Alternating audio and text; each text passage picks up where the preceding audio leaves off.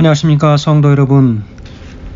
오늘은 제 2022년 일기 5과입니다. 특별히 한 주의 말씀의 제목은 예수 쉼을 주시는 분이라는 제목으로 함께 말씀의 은혜를 나누겠습니다. 말씀 나누기 전에 기도하겠습니다. 하늘에 계신 아버지 하나님, 오늘 제게 귀한 은혜 주셔서 또 한 해를 시작하는 즈음에 우리 아버지 하나님의 귀한 말씀, 히브리서의 말씀을 통하여 하나님의 백성들이 쉬고 누려야 할 영원한 쉼, 그 안식을 주시기로 작정하시고 또한 하나님의 교회를 이 땅에 세우셔서 참된 쉼을 허락하시고 또 그 쉼을 많은 백성들에게 증거할 수 있도록 인도하신 그 은혜를 감사합니다.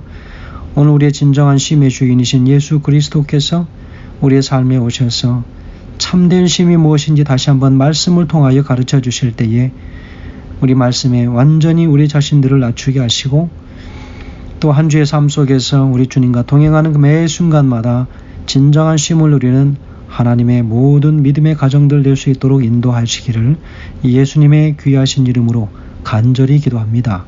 아멘. 저는 필라델피아 중앙교회를 섬기고 있는 김경선 목사입니다. 특별히 이 한 주 동안에 하나님의 귀한 말씀, 예수 쉼을 주시는 분이라는 제목을 함께 가지고 말씀을 나눔으로 은혜를 나누게 된 것을 인하여 참으로 감사하게 생각합니다. 이 한 주의 기억절 말씀, 히브리서 4장 9절의 말씀 봉독합니다. 그런즉 안식할 때가 하나님의 백성에게 남아 있도다 라고 하는 우리가 잘 아는 말씀이시지요. 여러분, 우리가 이 히브리서 4장의 말씀을 우리가 이해하면서 특별히 그 서론 부분에서 우리가 좀 생각을 하고 지나가야 할 부분이 있습니다. 여러분, 우리가 지난 부분들에서 지난 안식일에 우리가 말씀을 나누고 하는 가운데 예수님의 인성 부분에 대하여 우리가 나누게 되었습니다. 예수 그리스도를 우리의 형제요 또 우리의 구속자요 아주 가까운 어떤 혈육의 관계로 맺은 그런 말씀으로 우리에게 다가오셨습니다. 그리고 히브리서 1장에서는 우리 하나님의 예수 그리스도의 신성 부분에 관하여 함께 말씀을 나누었지요. 여러분, 우리가 이 말씀을 다룰 때에 꼭 기억해야 할 것은 왜 이 말씀의 저자가 왜 이런 이야기를 하게 되었는지라고 하는 것을 우리가 꼭 기억해야 할 것입니다. 여러분이 왜 그렇습니까?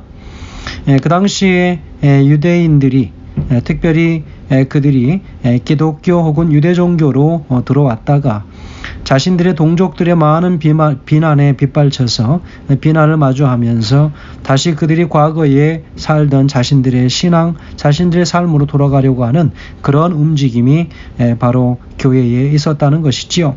그래서 그 모습을 바라보면서 히브리서 저자는 바로 그 유대인들을 향하여 이 말씀을 메시지를 주시는 것이지요. 그래서 우리 예수 그리스도의 탁월하시고 우월하시고 그리고 그들이 가지고 있었던 복음보다 더 나은 바로 복음 예수 그리스도를 소개하는 것이었지요. 그러면서 히브리서 2장에서는 바로 그 예수 그리스도를 아주 우리의 친근한 구세주요 구속자로 그렇게 소개하고 있다는 것이지요. 그런데 이제 3장과 4장에 들어와서는 바로 이제 예수 그리스도, 그분은 우리에게 참으로 평안한 영원한 쉼을 주시는 그런 분이시라고 또 우리에게 쉼을 통하여 다가오시는 예수 그리스도를 소개하고 있습니다. 그래서 예수님께서 하나님의 백성들을 위해서 세 가지로 다가오셨지요. 통치자, 그리고 해방자, 그리고 왕으로서 다가오시는 그 모습이 바로 히브리서에서 이야기하고 있는 것이지요. 그래서 오늘 우리가 볼 말씀은 바로 히브리서 3장과 4장을 중심으로 우리에게 쉼을 주시는 바로 예수 그리스도, 그 하나님의 우편의 보좌 우편에 앉아 계신 바로 그분이 우리에게 주시는 영원한 쉼을 주심으로 우리는 쉼을 누릴 수 있다라고 하는 것을 이야기하고 있습니다. 그래서 히브리서에서 쉼을 하나님께 속한 안식의 쉼, 하나님께 속한 쉼과 안식의 쉼 이렇게 두 가지로 나누어서 이야기를 하고 있다는 것이죠.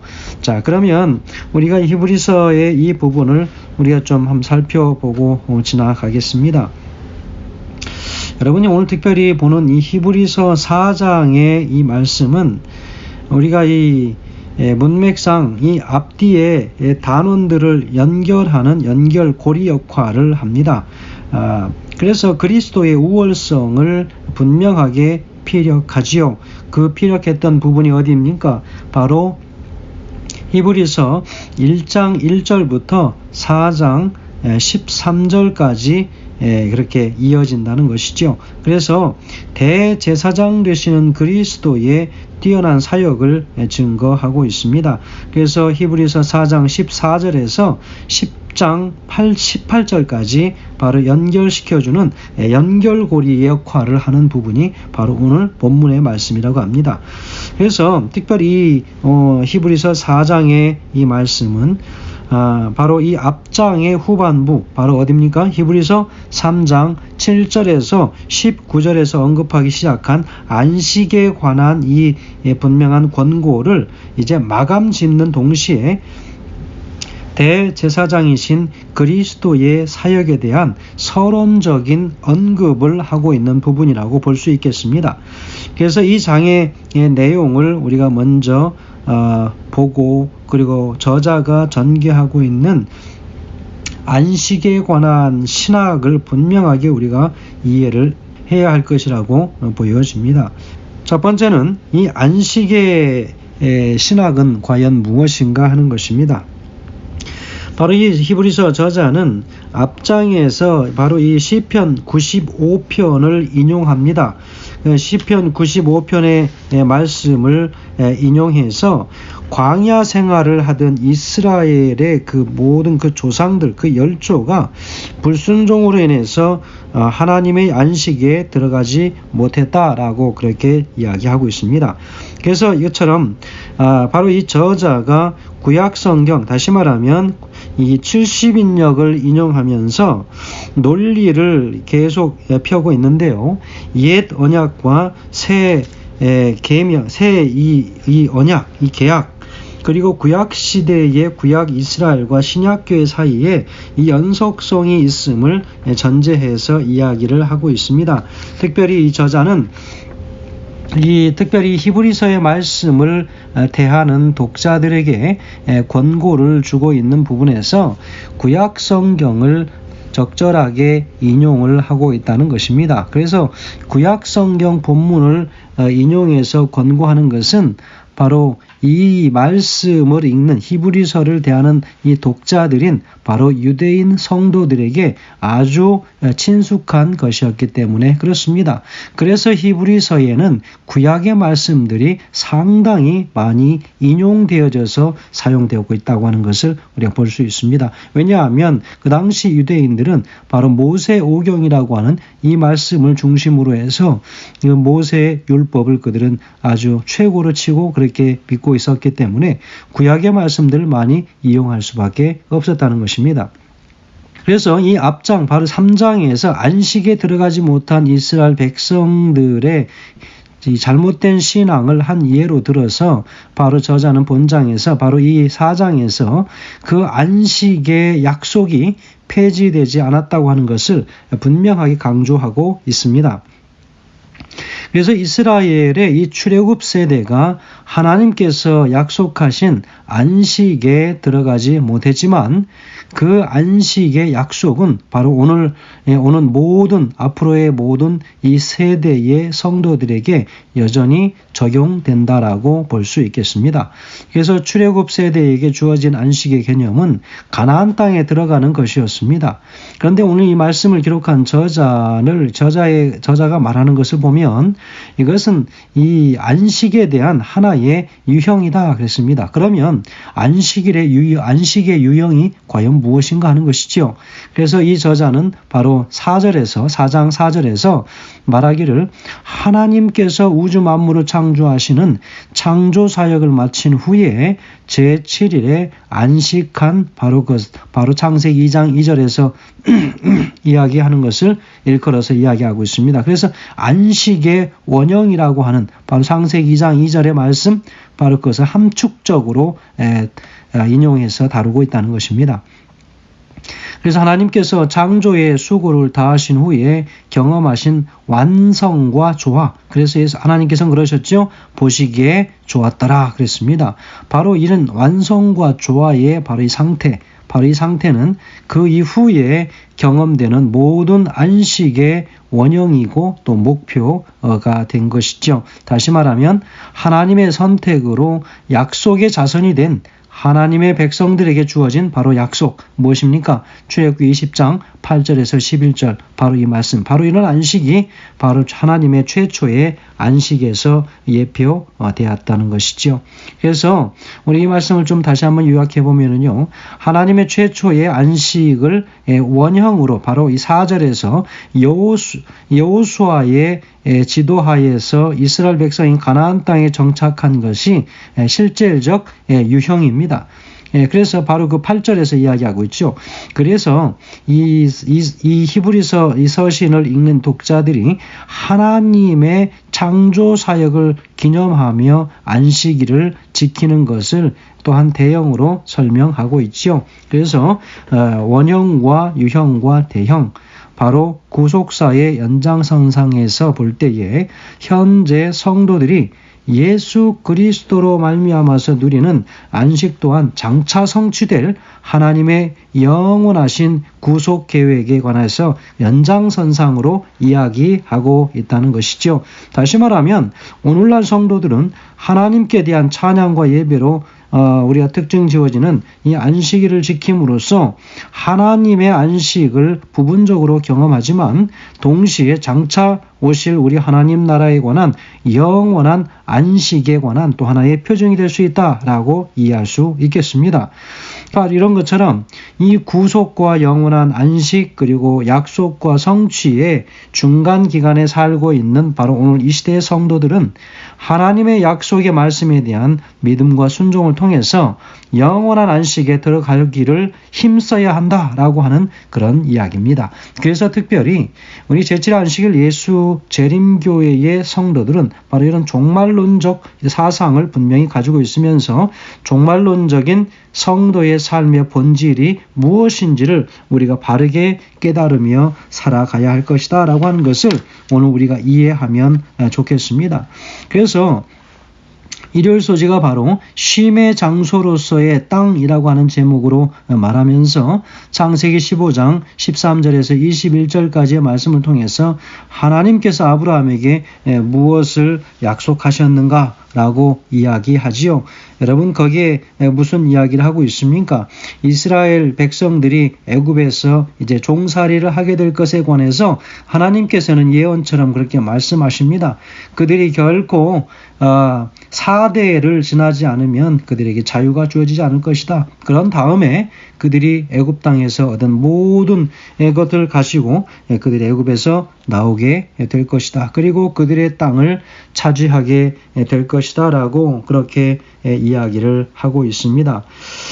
여러분 오늘 특별히 오늘 이 말씀들을 통해서 우리가 볼 때에 하나님께서는 당신이 약속하신 그 영원한 그 땅을 분명하게 이스라엘 백성들에게 주시기로 그렇게 작정하시고 약속하시는 것을 보게 됩니다.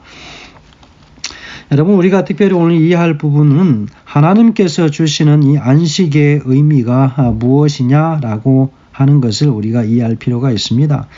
여러분 안식이라고 하는 이 단어 자체는 창세기 2장 2절에서 처음 언급되었습니다. 그런 후에 십계명 가운데에서 안식일의 규례가 제정되지요.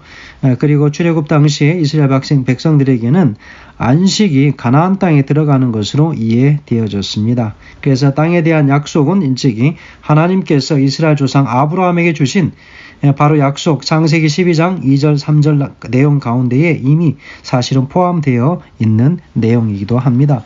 그러나 이 히브리서 저자는 바로 만일 여호수아가 저에게 안식을 주었다면 그 후에 다른 날을 말씀하지 아니하였으리라. 그런즉 안식할 때가 하나님의 백성에게 남아있다라고 이야기합니다. 바로 이 말은 무엇입니까? 이스라엘 백성이 가나안 땅에 들어감으로 약속된 안식을 누렸던 것은 앞으로 올 영원한 안식의 그림자라고 하는 의미를 가지고 있습니다. 그래서 이 영원한 안식은 다시 말하면 영적 안식과 통하는 것으로 우리가 볼 수 있겠습니다. 그래서 안식일의 주인 되시는 예수님께서 십자가에 죽으시고 부활하심으로 이미 성취되었고 또 장차 일어날 예수님의 재림을 통해서 완전하게 성취될 것을 계시록 14장 13절에서 이야기합니다. 여러분, 그런데 이 안식의 약속은 불변하다고 하는 것을 분명하게 오늘 말씀을 통해서 이해하게 됩니다. 여러분, 약속은 하나님께서 주권적으로 선택하신 당신의 백성들에게 주신 불변적인 약속이라고 하는 것을 보여줍니다. 그래서 하나님의 임재와 축복과 구원을 포함하는 총체적인 그런 의미를 지니게 되는 것을 볼 수 있습니다. 그래서 하나님께서 1차적으로 출애굽 세대의 이스라엘 백성들에게 안식을 약속하셨고, 당시 이것은 가나안 땅에 들어간다고 하는 것을 의미했고, 그렇지만 이것은 하나의 예표적인 것이었습니다. 예수 그리스도로 말미암아서 완성될 영원한 안식에 관한 약속이 주어져 있다는 것이죠.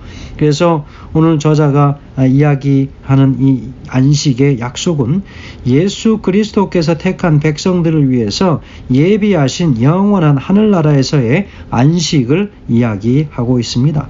이런 의미에서 저자는 안식에 대한 약속이 오늘날에도 여전히 유효하다고 하는 것을 이스라엘 백성들, 특별히 유대인들에게 가르쳐주면서 바로 너희가 다시 그들의 비방 때문에 너희들이 과거에 살던 그 우상을 숭배하며 살던 하나님 없이 살아가는 그런 삶을 다시 돌아가려고 하느냐라고 하는 것을 이야기하면서 그들의 마음이 그렇게 흔들리지 않고 믿음의 굳건히 서 있게 되기를 바라는 마음으로 이야기를 하고 있다는 것이죠.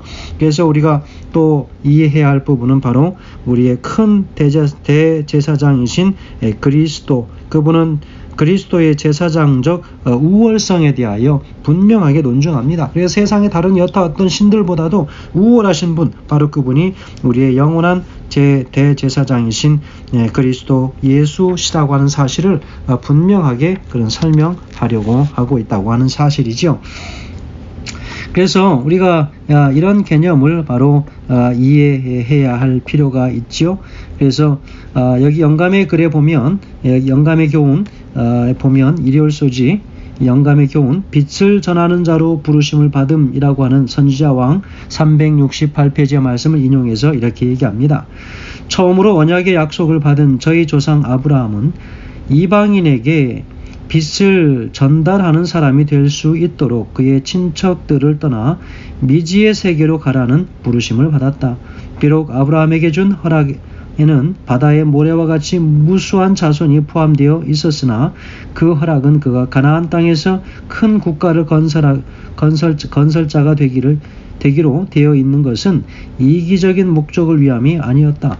하나님께서 그로 더불어 맺으신 언약에는 세계의 만국이 포함되어 있었다라고 이야기하고 있습니다. 하나님께서 이스라엘 백성들이 아무런 방해 없이 하나님과의 긴밀한 관계를 누리고 온 세상에 참된 하나님을 알리도록 바로 약속의 땅을 허락하셨다고 하는 사실, 바로 그것은 참으로 감사하고 놀랄 수 있는 그런 말씀이라고 보여집니다.